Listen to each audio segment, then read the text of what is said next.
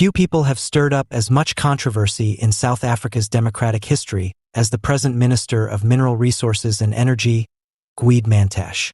Please kindly hit on the subscribe button as we go into the details.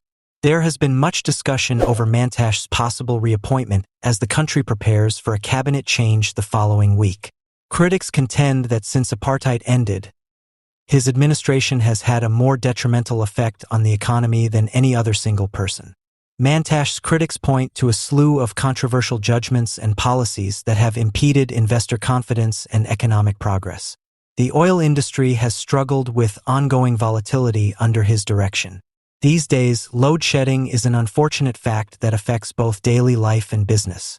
Mantashe's steadfast advocacy of coal and nuclear power over renewable energy sources has angered economists and environmentalists, who contend that long-term development requires a modern, sustainable energy strategy.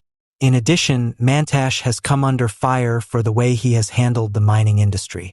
His support of contentious mining projects has often conflicted with local residents' interests and environmental concerns. Investor confidence has been further damaged by the sluggish pace of regulatory reforms and the frequent changes in policy, which has resulted in capital flight and employment losses in an already troubled industry. Mantashe continues to have considerable political influence inside the African National Congress, ANC, in spite of these scandals.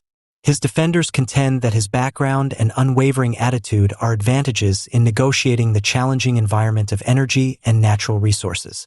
They contend that his proposals are reasonable solutions to the current economic problems facing South Africa. The discussion around Mantashe's reappointment highlights larger worries about governance, economic management, and South Africa's future course as the nation waits for President Cyril Ramaphosa's decision. The choice will not only determine the makeup of the cabinet, but also indicate the government's top priority for solving the country's economic problems. Whether Mantashe's divisive legacy will continue to shape South Africa's economic destiny, or whether a new course is to be taken will become clear in the next weeks. The regulations for the first sessions of the National Assembly, National Council of Provinces, and provincial legislatures have once again been modified by Chief Justice Raymond Zondo. On Friday, June 14th and Saturday, June 15th, the two houses of Parliament will convene for their inaugural session. Item 9 of Part A of Schedule 3 of the Constitution empowers Zondo to make rules prescribing the procedure for the election of the President of South Africa, Speaker and Deputy Speaker of the National Assembly, Chairperson and Deputy Chairperson of the National Council of Provinces, Premier of a province, Speaker and Deputy Speaker of a provincial legislature. Zondo said on Thursday that he will be adding Rules 9, 10, 11, and 12 and amending Rule 8. Zondo specifically announced that Rule 8 will be changed with the following. This new rule will be applicable to any procedural concerns pertinent to the day's business that are not covered by these rules.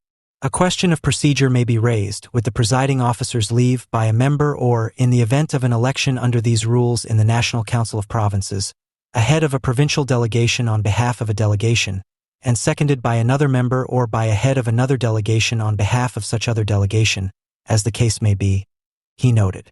The presiding officer may allow a discussion of the issue and restrict participation and the length of the debate in any way they see proper, if they believe it is necessary or desirable in a certain circumstance, he continued. When a member raises a procedural question in accordance with this rule, it must first address a procedural issue pertaining to the proceedings to which these rules apply. It must also be raised as soon as possible.